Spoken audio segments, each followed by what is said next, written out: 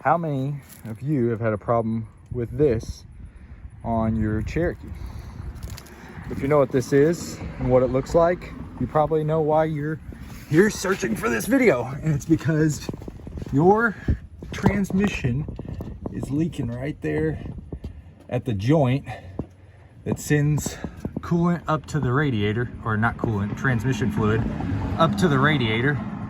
All you really need to do, right up there where it mounts to like the bell housing, take that 8mm screw out that holds that little bracket there that holds the lines in place, take it out. And then really the hardest part about that is you squeeze down the fitting that's around the line, and it'll eventually pull back out of that thing, and then you can just pull the line out. There might be a little bit of excess oil that comes out while it's not pumping. It might push out just a little bit. You can see it's dripping there. I just put a catch pan right here just to be sure, but after just the initial little spray of oil came out, it hasn't dripped really since. And then you can pull your line out and take this guy off. I'm just gonna take a crescent to it and turn it out. I think between the exhaust, which is right here in front of it, I think between the exhaust and the transmission where my hand is, I can get in there with a crescent and just turn her free. Just make sure you keep the O-ring.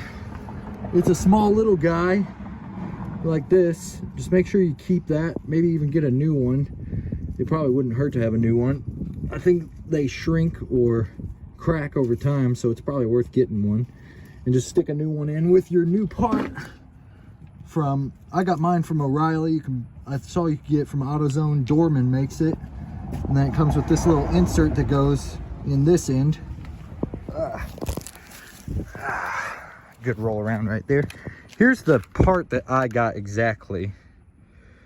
Came in this box, cracked, but came in this box. Here's the backside just in case for reference, and it basically says it is for the Jeep Cherokee XJ and Comanche and Wagoneer if you got one of those from this gen, you know, second gen Cherokees, not the full size, the compact size, but not the modern, you know, Fiat looking Cherokee. So anyways, hope that helps. I might add on a little bit more to this video later showing you how it all went. But before, that line was just loose and kind of jumping around in there. So hopefully this fixes it. Have a good day. Bye. Howdy, y'all. I'm back. So the trick that I actually had getting this off the easy way was the 7/8 socket. The crescent would have worked between the muffler and the transmission right here like that. But I found that this socket was a lot easier.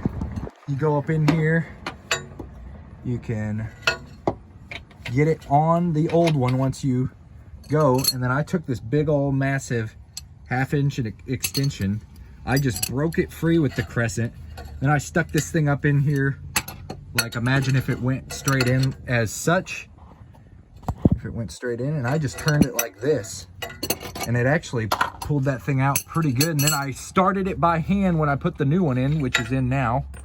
That's the new one.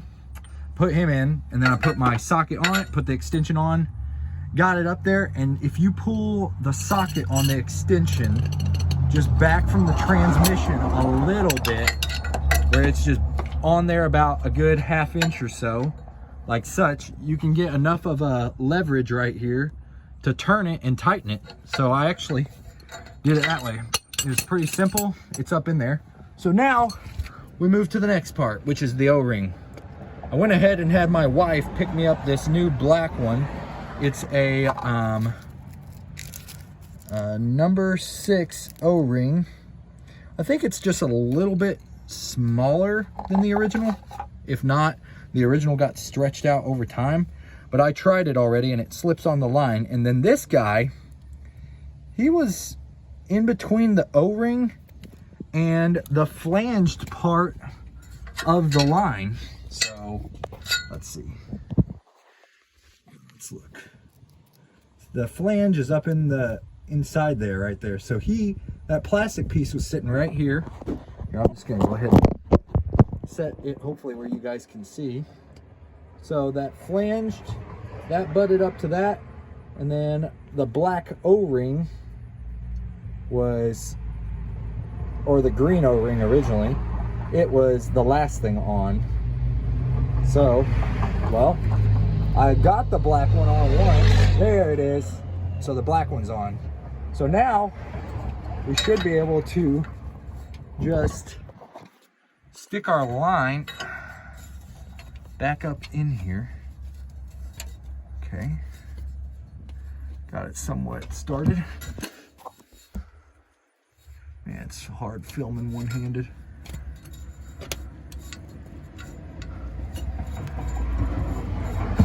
Man, that's tough one-handed. Well, I'm gonna try pushing that in with two hands, and then I'll come back and I'll let you know how easy it went in. But I think that's gonna basically be it, y'all. Just don't forget to tighten your 8mm back up. And if you're wondering why I'm so greasy right now under here, you can see my fresh pinion seal that I had replaced 2 weeks ago is already leaking like the last one was. So I'm gonna have to get that fixed again because it's throwing freaking fluid everywhere, all the way to the freaking back in some extent. So I got it in.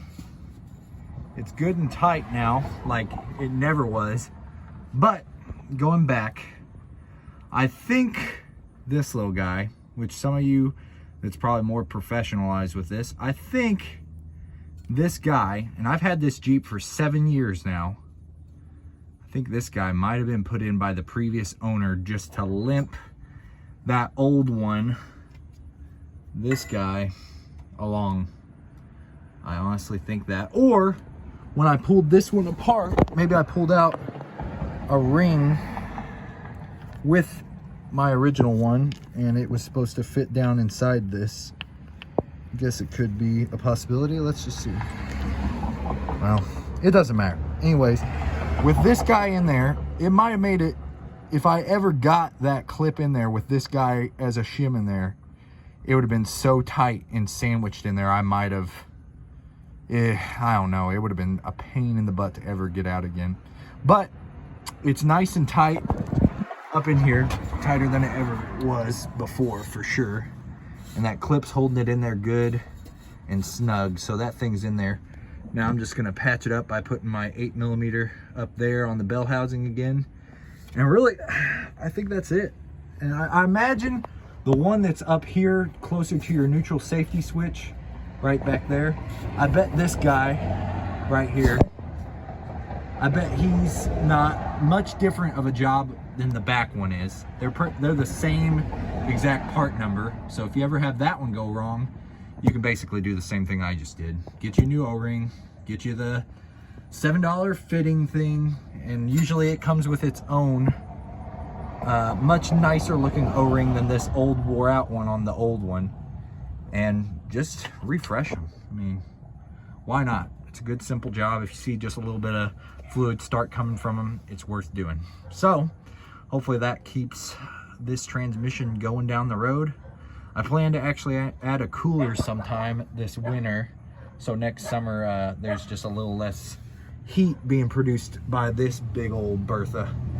So anyways, I hope that helps. Like I said, I never saw any videos online for this, and hopefully this helps somebody kind of just dive in and not be so scared to do it. I was always reluctant to do it because I never understood how easy these things actually were to remove. So anyways, your friend St. Chris, as usual, showing you how to do stuff on Jeeps, guitars, and maybe sometime soon some Minecraft, because I'm really into that too. I'm gonna be one of the weirdest diversified channels on YouTube to date. So I'll talk to you later. Peace out.